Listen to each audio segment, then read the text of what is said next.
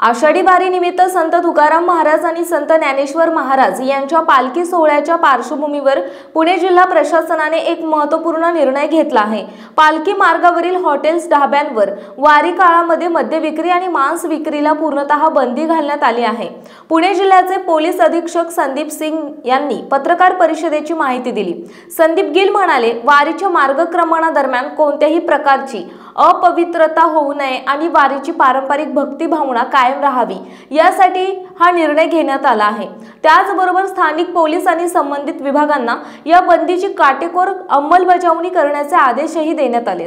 पालखी मार्गावरील विविध ठिकाणी तपासणी मोहीम राबवण्यात येणार असून नियमभंग करणाऱ्यांवर कायदेशीर कारवाई केली जाणार आहे।